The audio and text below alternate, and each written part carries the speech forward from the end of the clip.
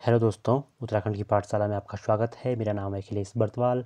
तो देखिए दोस्तों, हमने एक नई सीरीज शुरू किया उत्तराखंड संपूर्ण अध्ययन, जिसके अंतर्गत हम देखेंगे उत्तराखंड का संपूर्ण सामान्य ज्ञान।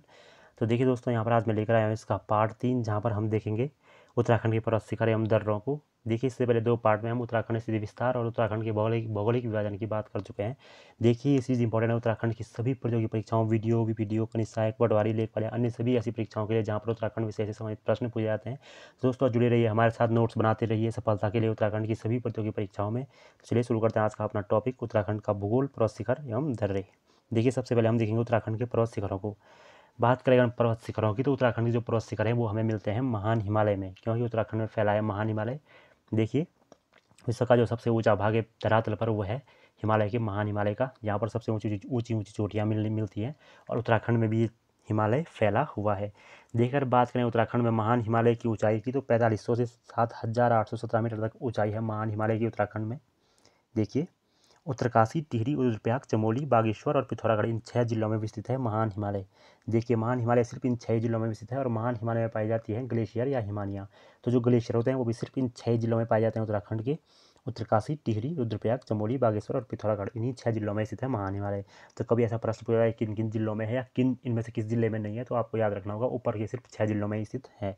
देखिए, नदियों उत्तराखंड की नदियों ने कई जगहों पर महान हिमालय को खंडित किया है। खंडित करने से क्या हुआ है कि चोटियों के अलग अलग ग्रुप बन गए, और जो शिखर हैं उनके अलग अलग ग्रुप बन गए।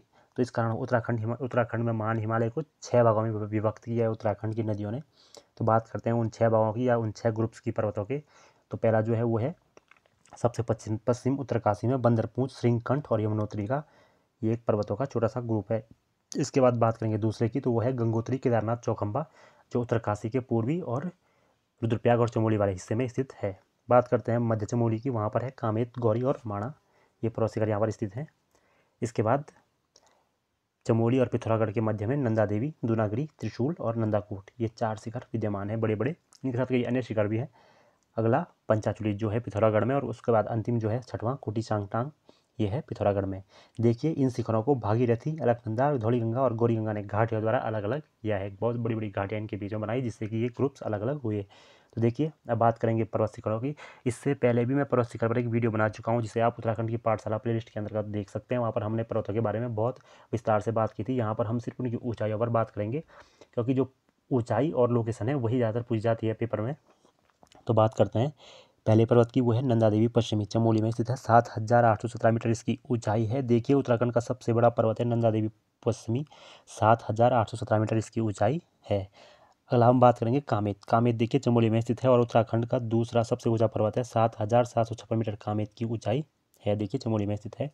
तीसरा जो पर्वत है वो है नंदा देवी पूर्वी। देखिए, चमोली में बात करते हैं नंदा देवी पूर्वी की, तो नंदा देवी पश्चिमी से ही सटा हुआ पर्वत है नंदा देवी पूर्वी, और 7434 मीटर इसकी ऊंचाई है।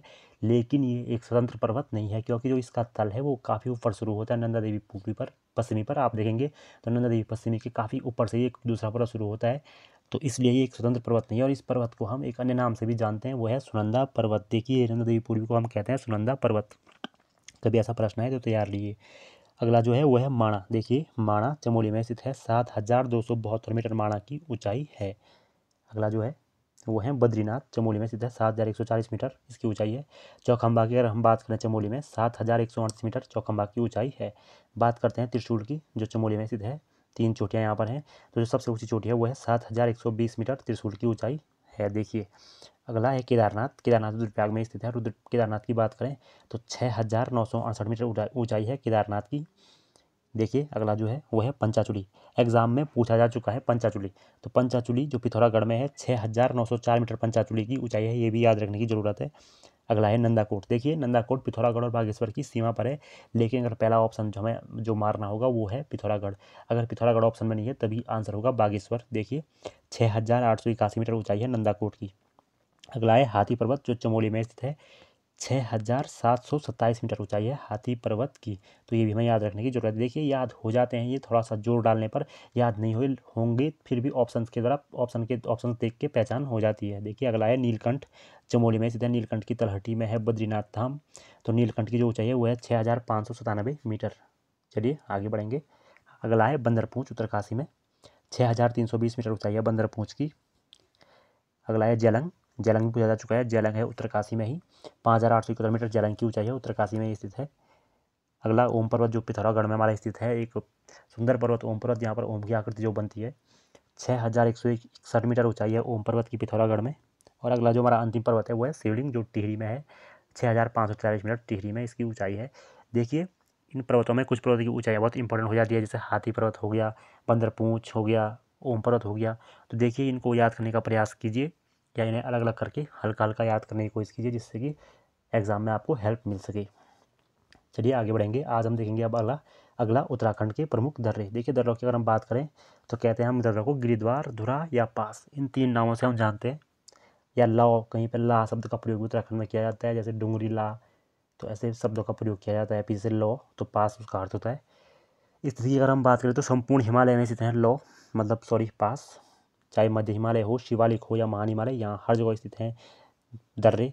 तो देखिए 2 स्थानों को जोड़ने वाली घाटी होती है दर्रे। जैसे हिमालय में क्या होता है कि बर्फ़ पड़ी रहती है, लेकिन जो नीचे की घाटियाँ होती हैं उनमें बर्फ़ पिघल जाती है गर्मियों के माह में, तो इन घाटियों से रास्ता खुल जाता है आगे के लिए।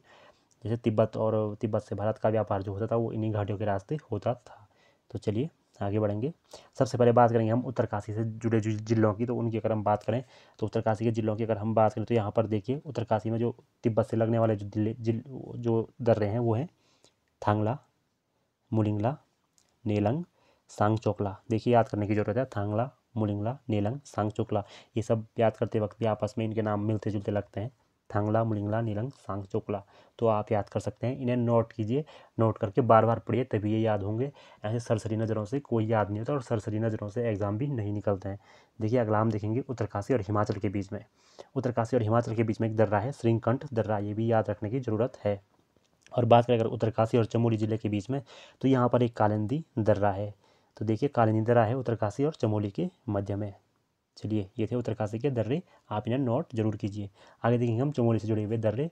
तो चमोली से जुड़े हुए दर्रों की अगर हम बात करें तो यहाँ पर देखिए नीतिमाणा, डुंगरीला, ये है चमोली से तिब्बत के लिए। चमोली से तिब्बत के दर्रों में पहला है नीति और उसके बाद है माणा डुंगरीला, ये दर्रा यहाँ पर है। बालचा भी एक दर्रा है यहाँ पर है। घाटरलिया एक दर्रा यहाँ पर देखने को मिला है। कोई एक दर्रा है। ब्यूडार यहाँ पर देखने को मिला है। सलासला ये एक दर्रा है। तंजुन एक दर्रा। चोर होती दर्रा है एक। लमलंग, दमजन, जिलुखगा। देखिए कुछ कुछ तो याद हो जाते हैं। नीति माणा सबको पता है, भ्यूडार ब्याह एक जगह है चमोली में, सबको पता है। लेकिन कुछ इंपॉर्टेंट है जैसे जो याद नहीं होते हैं, जो पहली बार देखने को मिले, जैसे दमजन, जिलुखगा, ये कम देखने को मिलते हैं।